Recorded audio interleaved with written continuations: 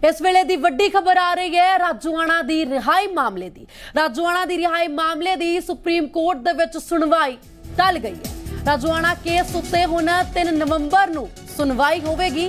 पंजाब दे साबका सीएम बेअंत सिंह दे कतल दे दोषी ने राजोआणा। श्रोमणी अकाली दल ने पाई सी सजा माफी दी पटीशन। श्रोमणी अकाली दल दे वल्लों सजा माफी दी पटीशन दायर की गई सी। अज आखिरी सुनवाई इस मामले ते होनी सी, पर हुण सुनवाई टल चुकी है। राजोआणा दे वकील दा पक्ष सामने आया। करीब 27 सालां तो जेल च राजोआणा बंद ने। उन्होंने कहा कि 10 सालां तो रहम पटीशन पेंडिंग रहन दे चलदे सजा दे विच रियायत दे ओ हकदार ने। केंद्र दे उत्ते फैसला सुप्रीम कोर्ट दे वल्लों छड्डिया गया सी। अज आखिरी सुनवाई सी, पर हुण सुनवाई टल चुकी है।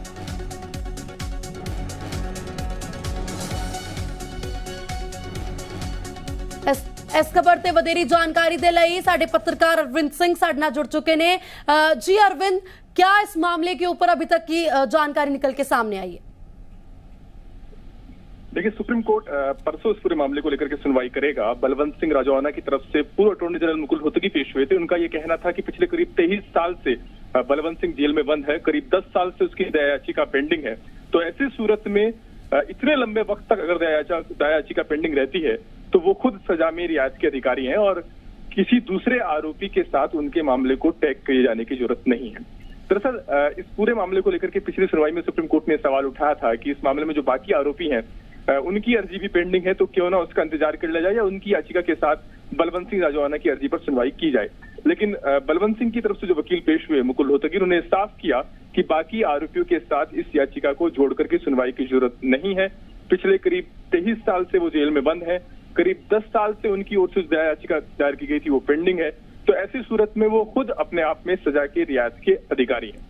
बहरहाल अब परसों को सुप्रीम कोर्ट इस पूरे मामले को लेकर के सुनवाई करेगा। जी, मुख्य कारण क्या रहे हैं जिनकी वजह से ये आज की सुनवाई को टाल दिया गया?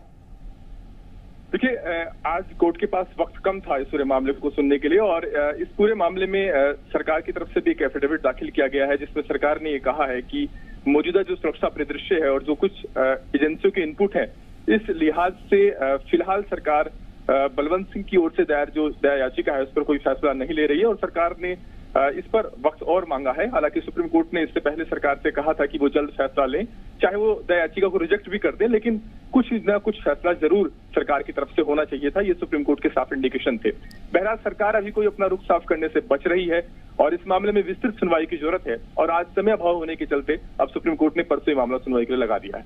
जी, राजोआणा के परिवार की तरफ से किसी प्रकार की प्रतिक्रिया सामने आई है?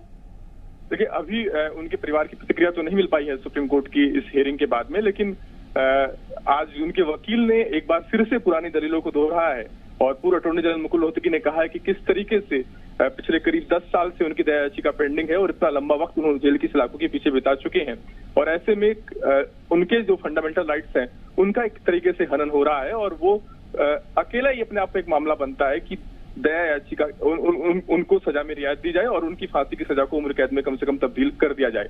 बहरहाल अब परसों को इस पूरे मामले को लेकर के सुनवाई होनी है। जी, एक तरफ जो सियासतदान है वो अपील कर रहे हैं केंद्र सरकार से कि फैसला हक में सुनाया जाए, पर दूसरी तरफ जो केंद्र सरकार है वो इस मामले पर और भी समय मांग रही है। इस चीज को कैसे देखा जा सकता है? बिल्कुल, केंद्र सरकार अपना स्टैंड क्लियर करने से बचती रही है इस पूरे मसले को लेकर के। हालांकि सुप्रीम कोर्ट ने इससे पहले भी कई बार ताकीद की है कि एक फैसला लिया जाना चाहिए सरकार की तरफ से, इतने लंबे वक्त तक फैसला नहीं टाला जाना चाहिए।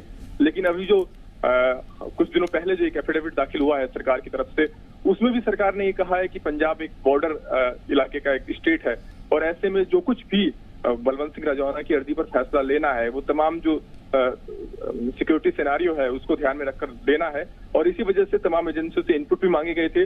उन एजेंसियों से जो इनपुट मिले हैं और जो मौजूदा खतरा है उसको देखते हुए सरकार का ये कहना है कि अभी फैसला लेने में और वक्त चाहिए। तो सरकार ने फिलहाल साफ कर दिया है कि वो फिलहाल कोई फैसला नहीं ले जा रही है।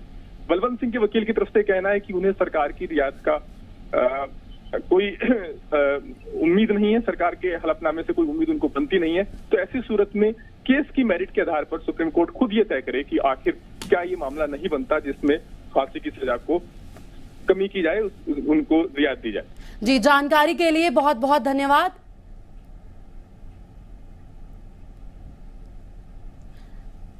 ਦੱਸ ਦਈਏ ਕਿ ਅੱਜ ਰਾਜੋਆਣਾ ਦੀ ਰਿਹਾਈ ਨੂੰ ਲੈ ਕੇ ਸੁਪਰੀਮ ਕੋਰਟ ਦੇ ਵਿੱਚ ਸੁਣਵਾਈ ਹੋਣੀ ਸੀ, ਪਰ ਸੁਣਵਾਈ ਜੋ ਹੈ ਟਲ ਚੁੱਕੀ ਹੈ। ਕੇਂਦਰ ਸਰਕਾਰ ਨੇ ਹਾਲਾਂਕਿ ਐਫੀਡੇਵਿਟ ਦਾਖਲ ਕੀਤਾ ਹੈ, ਜਿਸ ਦੇ ਵਿੱਚ ਫੈਸਲੇ ਦੇ ਲਈ ਹੋਰ ਸਮਾਂ ਕੇਂਦਰ ਸਰਕਾਰ ਦੇ ਵੱਲੋਂ ਮੰਗਿਆ ਗਿਆ ਹੈ ਤੇ ਹੁਣ ਇਸ ਮਾਮਲੇ ਦੇ ਉੱਤੇ ਸੁਣਵਾਈ 3 ਨਵੰਬਰ ਨੂੰ ਹੋਵੇਗੀ।